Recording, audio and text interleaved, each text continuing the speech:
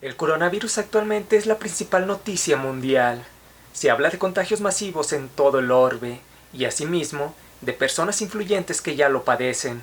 Los medios de comunicación y las redes sociales no dan tregua al tema. Y por si fuera poco, las escuelas, los negocios, los trabajos y los viajes han sido suspendidos en gran parte. Todo esto influye para que el tema sea tendencia mundial absoluta. Ahora, es curioso que el coronavirus tenga un rango de mortalidad del 2%, siendo otros virus muchísimo más peligrosos.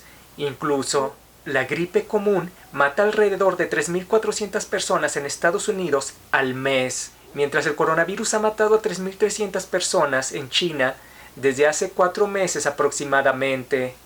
Es decir, el coronavirus en 4 meses causa menos muertes que la gripe común en un mes y en un país muchísimo menos poblado que China como lo es Estados Unidos. Además, el coronavirus solo tiene un índice de contagio del 3, es decir, una persona contagia a otras 3 en promedio, mientras que otros virus como el sarampión tienen un índice de contagio de 18, o sea, 6 veces más que el coronavirus.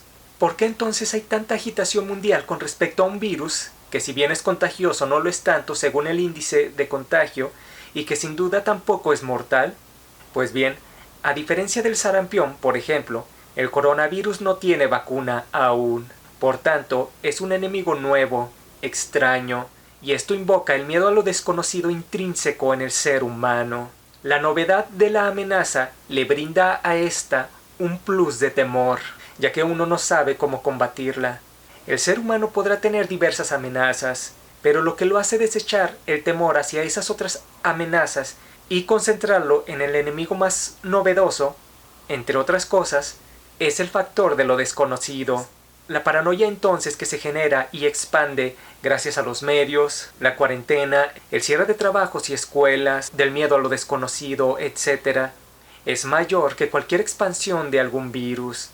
Si la paranoia entonces se expande merced a los elementos ya mencionados, ¿a quién beneficia que haya tanta paranoia mundial? Primero hablemos de la paranoia. La paranoia exige a quien la sufre una solución. Por ejemplo, imaginemos que una persona te amenaza de muerte en las próximas horas. Estarás paranoico, cuidándote las espaldas segundo a segundo. Tu paranoia te exige hacer algo al respecto. Por ejemplo, eliminar a esa persona y por tanto eliminar el peligro. O escapar donde esa amenaza no pueda alcanzarte. Si los ciudadanos del mundo están paranoicos con respecto a un nuevo virus, obviamente exigirán una solución, la cual sería la vacuna. En el momento en el que se produjera la vacuna, no sería una sorpresa que los ciudadanos vieran con buenos ojos comprar masivamente las vacunas a las farmacéuticas que la comercializaran. ¡Queremos una cura! ¡Queremos una cura! Pues la única cura es el descanso. Todo lo que les den solo serán placebos. ¿Y dónde los conseguimos? Tal vez hay en este camión.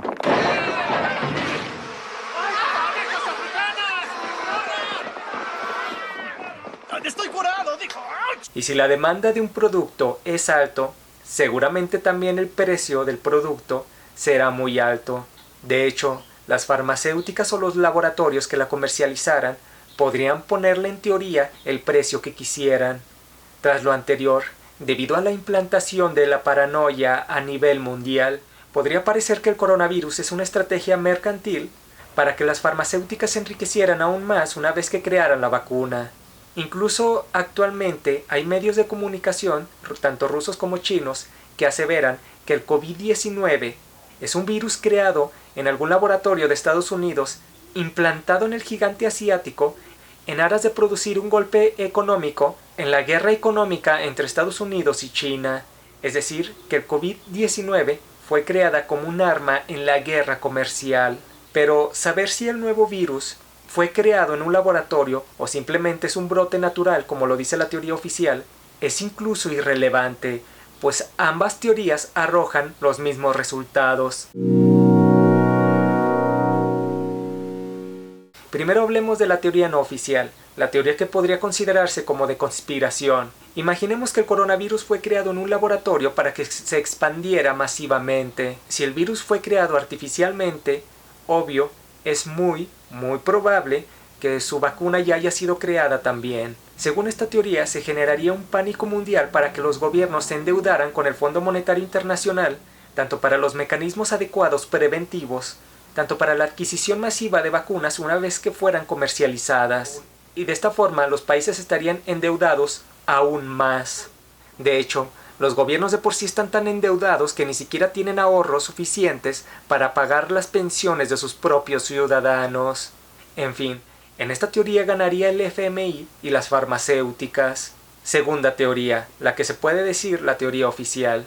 Imaginemos que el COVID-19 es un virus que surgió naturalmente en un murciélago y que de alguna forma fue transmitido al ser humano.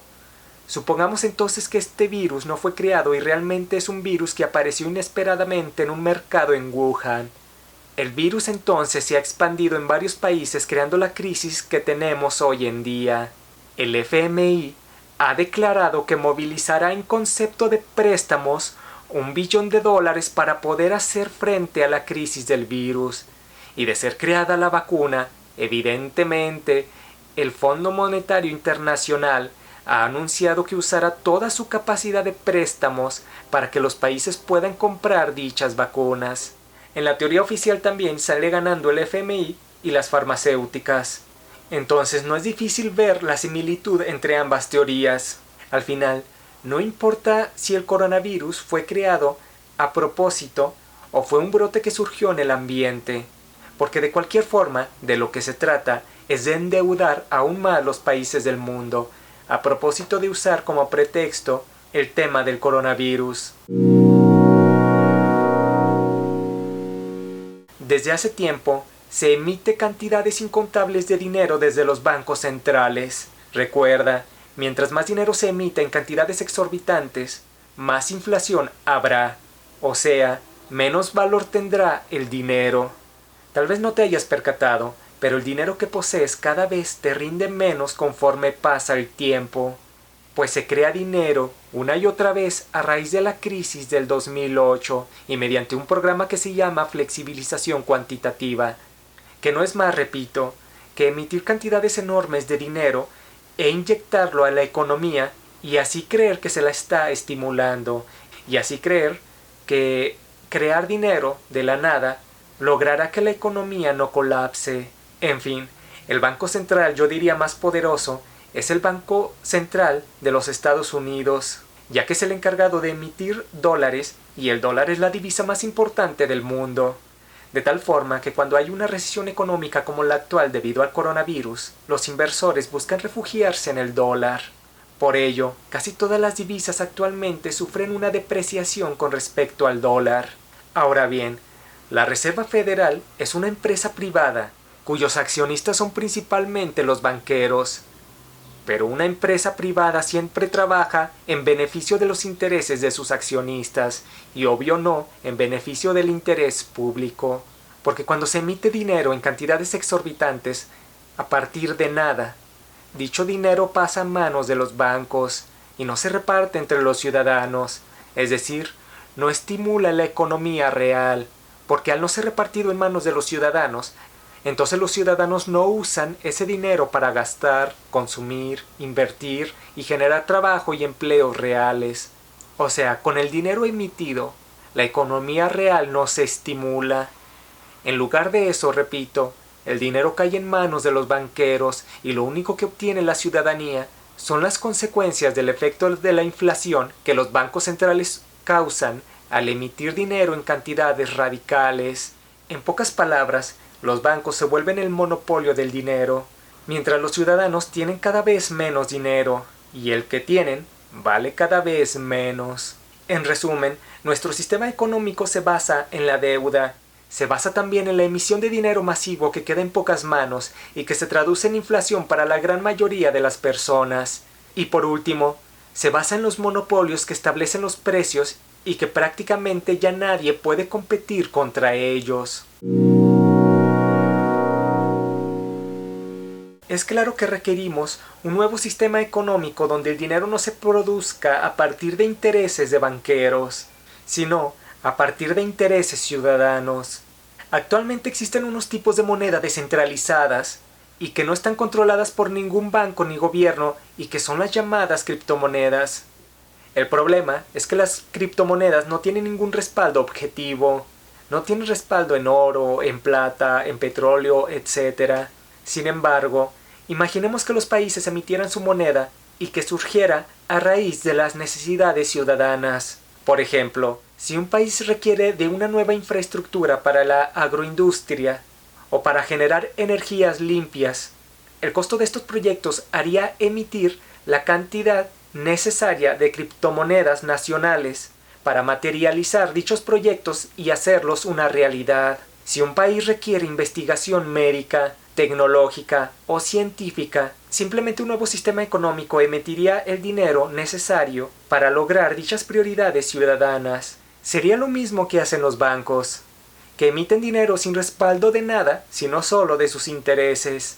Pero en un nuevo sistema económico sería a partir de los proyectos para beneficio ciudadano. A su vez, este nuevo sistema económico sería inmune a la inflación. Primeramente, porque este sistema se concentraría en resolver las necesidades y prioridades de la sociedad. Por tanto, la energía, el transporte, el servicio médico, etc., serían tan baratos que no habría necesidad, por parte de la ciudadanía, de tantos gastos, lo cual equivaldría a una menor inflación, sin mencionar de que la automatización cada vez es mayor. Las máquinas generadas para producir alimentos o productos necesarios para la vida podrían ser una realidad en un sistema económico concentrado en satisfacer las necesidades y las prioridades de la ciudadanía. Si los productos son generados automáticamente, entonces el dinero sería cada vez menos necesario. Aunque, ojo, el dinero siempre deberá de existir, ya que es imposible que absolutamente todo esté automatizado. Además de que se usa el dinero no solo para satisfacer necesidades, sino también para satisfacer ocio y deseos, lo que en economía se llama bienes suntuarios. En fin, para evitar la inflación, este nuevo sistema económico se basaría en la siguiente fórmula: a mayor automatización, menor necesidad y circulación de dinero. La automatización equilibraría la emisión de moneda. Por otro lado, un nuevo sistema económico tampoco equivaldría a eliminar el capitalismo o el emprendedurismo. Lo único que busca es que el dinero se emita conforme a las necesidades y prioridades sociales, y no conforme a deseos e intereses de particulares. Gracias a un nuevo sistema económico, la humanidad podría vacunarse contra las entidades financieras. Y con respecto al coronavirus, ten tranquilidad. Pero eso no quiere decir que no tengas hábitos de prevención. Trata de lavarte las manos frecuentemente y no te toques la cara si tus manos no están limpias. Estornuda también cubriéndote con la parte posterior del codo. Estas acciones funcionan como prevención de cualquier virus, independientemente del COVID-19. Por tanto, son acciones que deberías de adoptar como hábitos de tu vida cotidiana. Y por cierto, otro hábito, no menos importante, es el de repensar la economía para crear un sistema que beneficie a los ciudadanos.